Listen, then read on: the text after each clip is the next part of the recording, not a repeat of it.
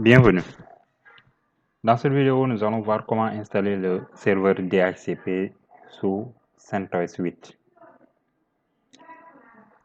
Le serveur DHCP, c'est le serveur qui nous permet d'attribuer des paramètres de configuration aux ordinateurs du réseau de manière automatique.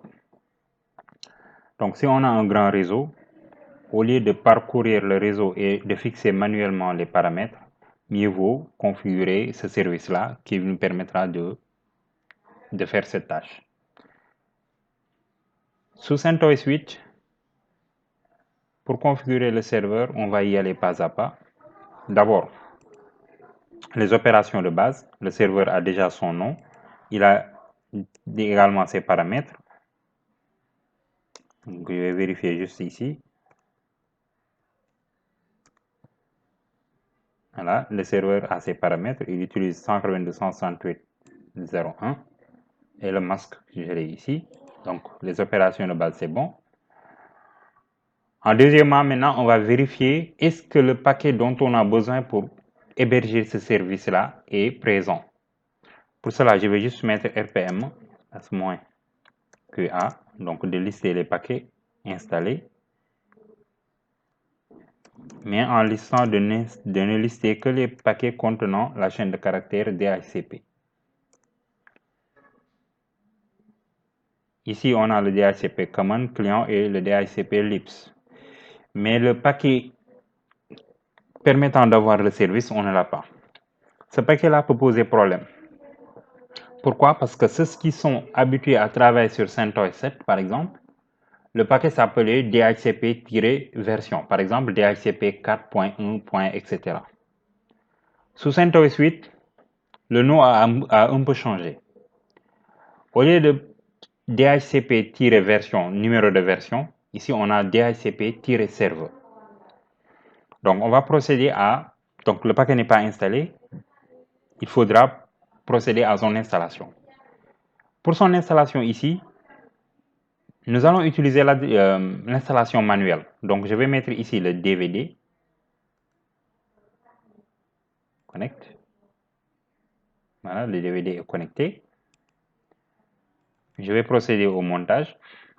Donc ce sera en quelque sorte une révision de l'installation manuelle pour ce service-là, parce que généralement, il ne demande pas de dépendance. Donc, je vais procéder au montage. Je mets mount /dev cd-rom. Espace, je mets /mnt. Donc, le montage est effectif. Je vais aller dans mnt. Là, je mets ls. Donc, on a base et upstream. Le paquet du service DHCP maintenant, le paquet du service DHCP, nous l'avons dans base. C'est dans base qu'on l'a. Donc, je vais aller juste dans base. Je vais mettre cd. Je mets cd B majuscule tabulation base. Si je mets ls, j'ai le dossier package ici. Je mets cd package tabulation. Là, je vais demander de lister le contenu, mais de ne me lister que les paquets contenant DHCP. Donc ici, je peux voir que le paquet, je l'ai ici. C'est DHCP server. C'est ce paquet-là qui nous permettra d'héberger le serveur DHCP. Maintenant, pour installer le paquet, je vais juste dire RPM moins l'option IVH qui nous permettra d'avoir les informations également lors de l'installation. Et je mets DHCP server. Donc, faudra faire très attention parce que vous voyez, le nom des packages, souvent, c'est un peu long si on fait l'installation manuelle. Donc, étant donné que c'est juste DHCP server qui commence par DHCP, c'est juste DHCP server qui a DHCP-S. Si je l'écris et que je fais tabulation, le système me complète directement. Je l'installe. OK. Une fois que j'ai terminé l'installation, je mets CD pour sortir carrément. et je procède au démontage.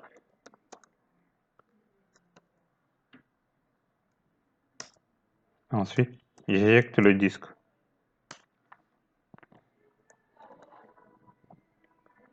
Le paquet maintenant est installé. Si le paquet est installé, maintenant je veux passer à l'étape 3, c'est-à-dire l'édition du fichier de configuration. Avec le service DHCP, le fichier par défaut ne contient rien. Je le montre juste ici, via /etc, DHCP, dhcpd.conf. C'est ce fichier-là. Il n'y a pas de ligne.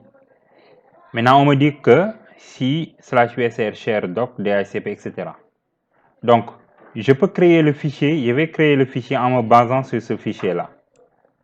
Pour cela, je vais juste sortir d'ici. Juste mets q.cela. Ok, je vais dire copie /usr share doc dhcp-server dhcpd.conf.exemple et je mets espace. Et maintenant, je dis que je le mets où? Je le mets dans /etc dhcpd.conf.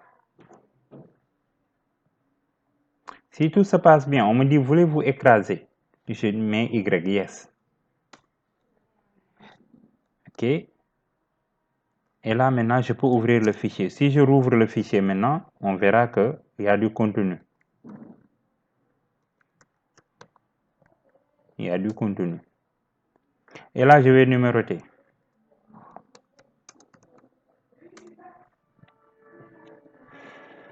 Donc, ligne 1 DHCPD, etc.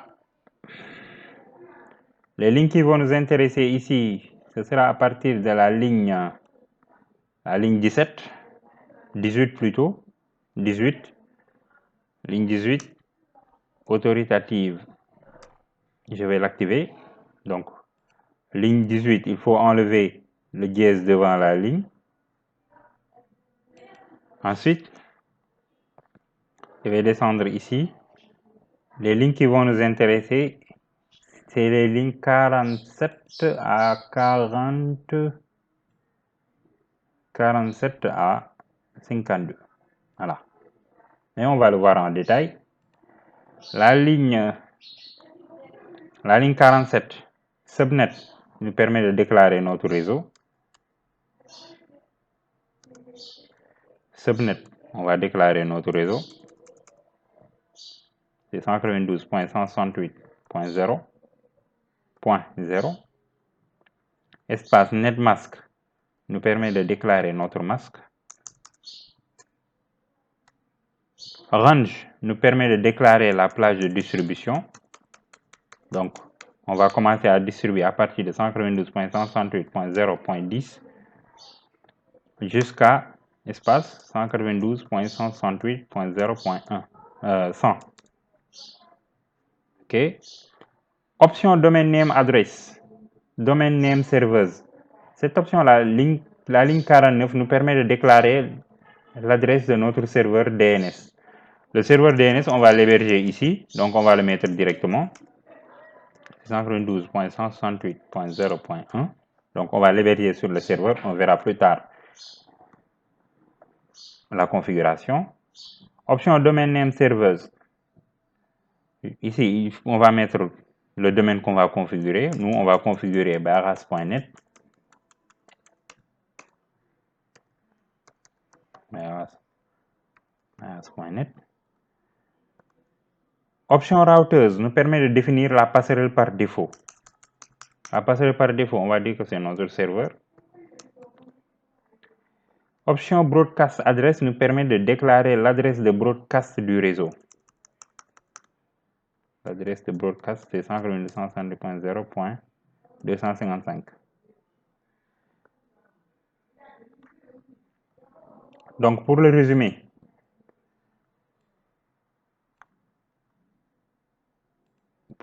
un peu ici, subnet nous permet de déclarer l'adresse du réseau. Netmask déclare le masque de sous-réseau.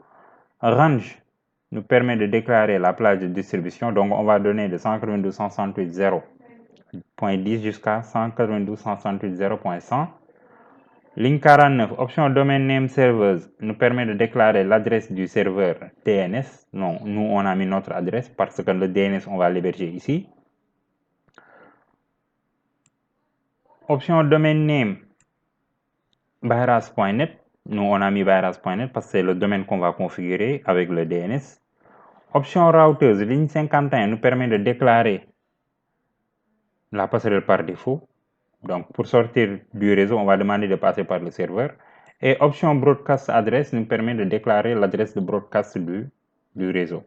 Une fois que c'est fait maintenant, on peut enregistrer ici et redémarrer le service système CTL, restart,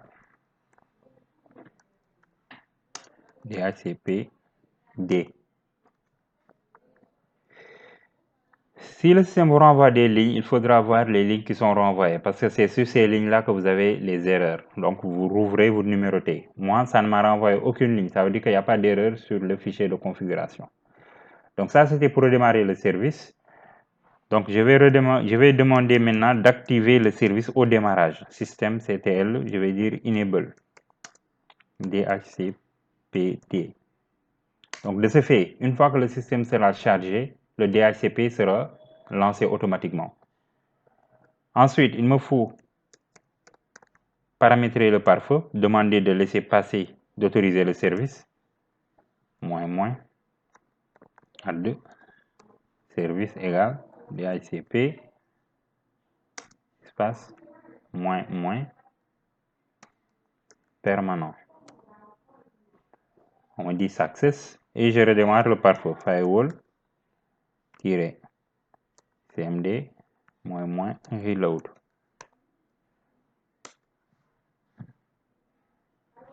OK. Donc, pour résumer un peu, la première ligne nous permet de déclarer le pare-feu, de déclarer le DHCP dans le pare-feu, donc créer une règle autorisant le DHCP, et la seconde ligne nous permet de relancer le pare-feu. À partir de là maintenant, je peux aller sur mon client, le client Windows. Je vais ouvrir ici ncpa.cpl. Comme on avait précédemment fixé une adresse, maintenant il faut lui demander d'obtenir une adresse IP automatiquement. Donc, obtenir une adresse IP automatiquement, et OK. Une fois que c'est fait, je valide ici et il va contacter maintenant le serveur pour récupérer ses paramètres.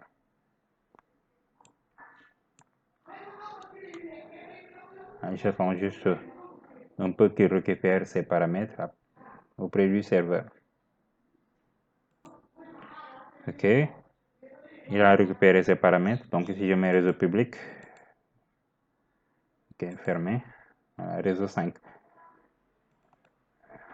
Je peux voir ici les paramètres. DHCP activé, c'est 8. Adresse IP, c'est .12. Le bail obtenu, c'est de 13h20 à 13h30. La passerelle par défaut, DHCP, etc. Donc, je peux mettre ici. Fenêtre Windows R. Fenêtre Windows R CMD. Je mets IP config pour voir les paramètres. Donc, Switch DNS propre, c'est byras.net. Adresse IPv6, liaison locale, d'accord. C'est .12, adresse IP attribuée, qu'on lui a attribué, c'est le .12, etc. Maintenant, je vais lui demander juste de libérer l'adresse IP config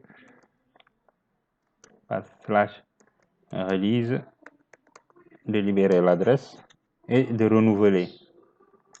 Donc, je rappelle juste la commande, je mets /renew. Généralement, le serveur va lui attribuer la même adresse. Pourquoi? Parce que le bail n'est pas épuisé.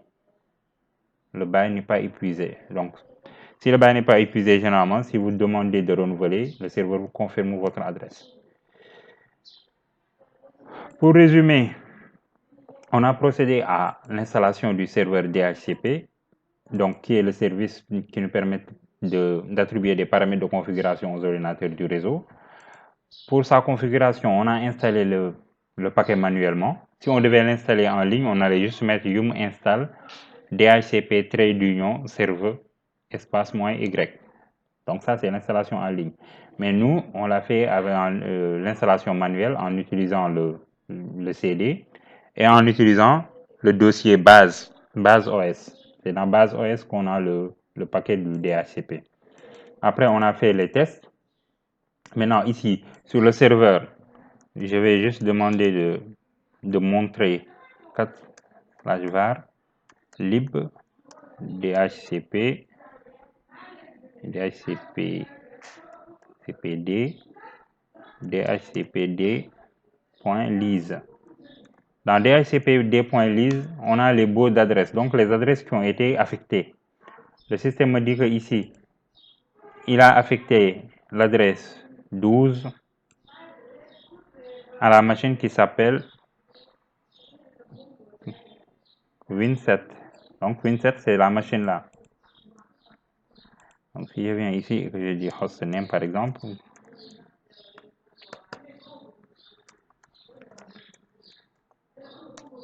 c'est cette machine là. Donc le serveur me dit que j'ai attribué le point 12 à la machine qui s'appelle Win7. Et le bail, c'est de 22 à 13h32. On se revoit plus tard pour une autre vidéo. Merci de votre attention.